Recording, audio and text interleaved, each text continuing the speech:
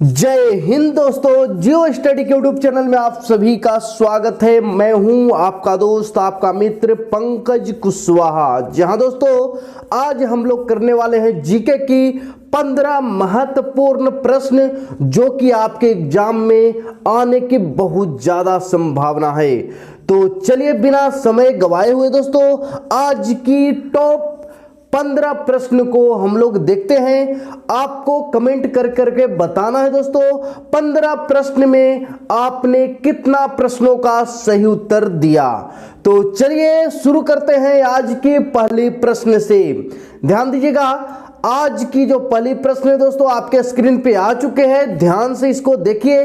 कहा जाता है हल्दी घाटी का जो युद्ध हुआ था वह कब हुआ था। बहुत ही महत्वपूर्ण प्रश्न है। इसका सही आंसर अगर आप जानते हैं तो दीजिए, कमेंट बॉक्स में इसका जवाब दीजिए।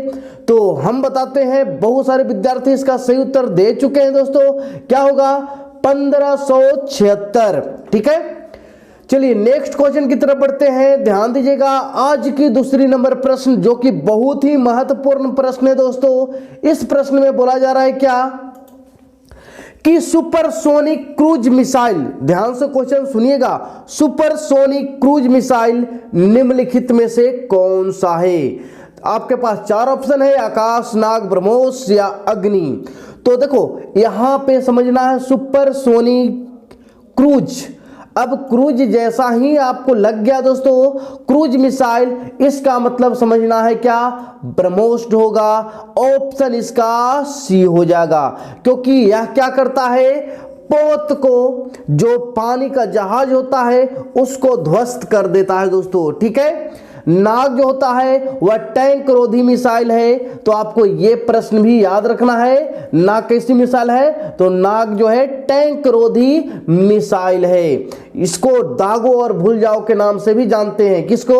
वो आपका नाग को। ठीक है, और सबसे अधिक दूरी मारण क्षमता वाला जो मिसाइल है दोस्तों वो है क्या? अग्नि। ठीक है, नेक्स्ट प्रश्न की तरफ बढ़ते हैं। ध्यान दीजिएगा, आज की तीसरी नंबर प्रश्न जो कि आपका स्क्रीन पर दिख रहा होगा दोस्तों, इसका सही आंसर आप देने की कोशिश करें। क्या बोला जा रहा है कि फ्रांसीसी क्रांति कब हुई थी? इसके बारे में अगर हल्का भी जानकारी है तो आप जल्दी से इसका सही आंसर देंगे। फ्रांसीसी क्रांति के बारे में बोला जा रहा है तो सही आंसर आपको दे देते हैं 1789 इसका सही आंसर होगा। ऑप्शन बी इसका बिल्कुल सही जवाब है। ठीक है, चलिए बढ़ते हैं अगले प्रश्न की तरफ। ये प्रश्न नंबर 4 है दोस्तों और इस प्रश्न का आपको उत्तर देना है। क्या बोला जा रहा है कि प्रथम अंतरिक्ष शटल का नाम क्या है? आर्यभट्ट, लूना 9 या अपोलो 11 या इनमें से कोई नहीं। 4 ऑप्शन है, सही उत्तर जल्दी से कमेंट करें। तो इसका सही आंसर क्या होगा दोस्तों? ऑप्शन डी जिसने लगाया है वो बिल्कुल सही है, क्योंकि आपको पता होगा प्रथम अंतरिक्ष शटल का नाम कोलंबिया है। क्या है? कोलंबिया, जो कि ऑप्शन में नहीं दिया हुआ था। अगर आपने ऑप्शन डी लगाया तो बिल्कुल सही है दोस्तों आपका। ठीक है, चलिए बढ़ते हैं नेक्स्ट प्रश्न की तरफ। आज की यह 5वीं नंबर प्रश्न है दोस्तों और इसका भी आपको सही उत्तर दे देनी है। क्या बोला जा रहा है कि खगोलीय दूरी का सबसे बड़ा मात्रक कौन सा है? प्रकाश वर्ष, पारसेक, मीटर प्रति सेकंड या हर्ट्ज। तो 4 ऑप्शन आपके पास है। 4 ऑप्शन में सही आंसर क्या होगा? तो सही आंसर होगा दोस्तों ऑप्शन बी, पारसेक। ठीक है, चलिए नेक्स्ट क्वेश्चन की तरफ बढ़ते हैं। ये रही दोस्तों आज की 6ठी नंबर प्रश्न और इस प्रश्न का सही उत्तर आपको देनी है। जो भी प्रश्न है दोस्तों सभी का सभी प्रश्न बहुत ही महत्वपूर्ण है, बहुत ही वीवीआई है आपके एग्जाम के नजरिए से। देखिएगा, सौरमंडल का सबसे छोटा उपग्रह कौन सा है? ये आपको बताना है। देखो सौरमंडल का सबसे छोटा ग्रह अगर बोल दिया जाए, वो सैटेलाइट की बात करें तो क्या हो जाएगा? मरकरी होगा, बुध होगा। लेकिन यहां पर क्या बोला है? उपग्रह। तो उपग्रह के बारे में आपको बतानी है। डिमोस, टाइटन, साइरस या चंद्रमा। तो सही आंसर होगा डिमोस। सबसे छोटा उपग्रह में आता है डिमोस, यानी कि ऑप्शन ए इसका बिल्कुल सही है। चलिए नेक्स्ट क्वेश्चन की तरफ बढ़ते हैं और ये रही दोस्तों आज की 7वीं नंबर प्रश्न। इसका उत्तर आपको लगा देनी है। इस प्रश्न में दोस्तों क्या बोला जा रहा है कि पाकिस्तान और अफगानिस्तान के बीच की सीमा को क्या कहते हैं। देखिएगा 2-3 सीमा जो है आपको हमेशा याद रखनी है। इसका सही उत्तर दीजिए, उसके बाद बताते हैं। हाँ बिल्कुल सही है, बहुत सारा विद्यार्थी इसका सही आंसर दे दिए, डुरंड रेखा। अब इसको डिफाइन करते हैं दोस्तों, ध्यान से समझना है। रेड क्लिफ रेखा भारत और पाकिस्तान के बीच में है। मैकमोहर रेखा जो है वह भारत और चाइना के बीच में है। डुरंड रेखा पाकिस्तान और अफगानिस्तान के बीच में है। तो ये तीनों रेखा आपको याद रखनी है। तीनों प्रश्न बहुत ही महत्वपूर्ण है। चलिए नेक्स्ट क्वेश्चन की तरफ रुख करते हैं। आज की 8वीं नंबर प्रश्न जो कि आपके स्क्रीन पर दिख रहा होगा दोस्तों। इस प्रश्न में बोला जा रहा है क्या, ध्यान से समझेंगे। कहता है कि पृथ्वी की सतह के नीचे का द्रवीभूत सेल को क्या कहते हैं, इसके बारे में आपको बताना है। क्या बोला कि द्रवीभूत सेल को क्या कहते हैं, सेल को आपको बताना है, तो उसे कहते हैं मैग्मा दोस्तों। ऑप्शन बी बिल्कुल सही है। पृथ्वी की सतह के नीचे का द्रवीभूत सेल को मैग्मा कहते हैं। Option B is right answer. चलिए नेक्स्ट क्वेश्चन की तरफ बढ़ते हैं, ध्यान दीजिएगा। ये रही दोस्तों आज की 9वीं नंबर प्रश्न और इस प्रश्न का उत्तर आपको दे देनी है। क्या है, आकाश का रंग नीला क्यों प्रतीत होता है। यह प्रश्न न जाने कितने बार पूछा हुआ है, तो आपको इसको बिल्कुल सही उत्तर देना है। प्रकाश का अपवर्तन, प्रकीर्णन के कारण या प्रकाश का विसरण। 3 ऑप्शन है और एक ऑप्शन है इनमें से कोई नहीं। तो सही आंसर क्या होगा दोस्तों, सही आंसर यदि आपने बी लगाया है प्रकाश का प्रकीर्णन के कारण, तो बिल्कुल सही है। ठीक है, option B is right answer. Next question की तरफ बढ़ते हैं। ये रही दोस्तों आज की 10वीं नंबर प्रश्न और इस प्रश्न का उत्तर आप तो दे ही दीजिएगा, बिल्कुल दीजिए, क्योंकि बहुत ही महत्वपूर्ण प्रश्न है और यह प्रश्न हमेशा एग्जाम में पूछे जाते हैं। कहा जाता है कि भारत का सर्वाधिक वनों वाला राज्य कौन सा है।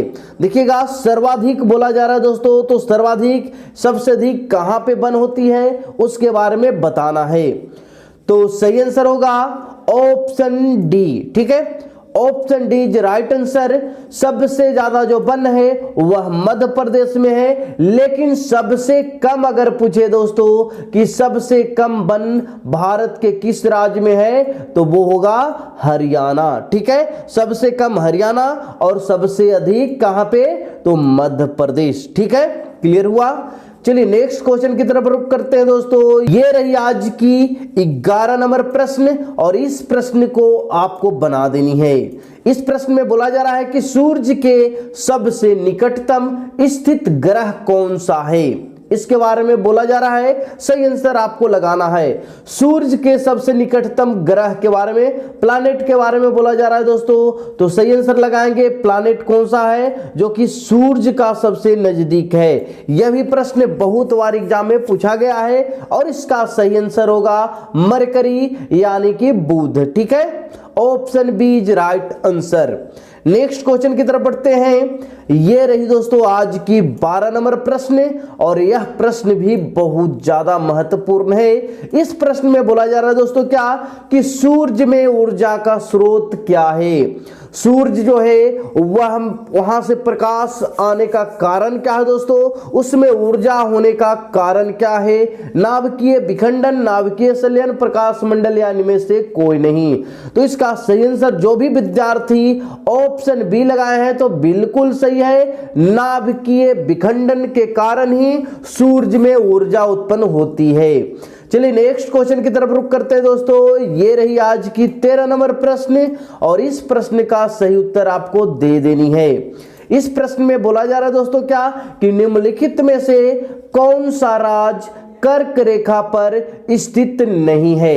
आपको पता होगा दोस्तों कर्क रेखा पर भारत के 8 राज्य अवस्थित है। अगर आपको ट्रिक पता होगा तो वो भी आपको पता होगा क्या, मित्र पर गमछा झार, और उसमें से जो ऑप्शन नहीं है उसको चूज कर लेना है। चुन लेना है। क्या होगा?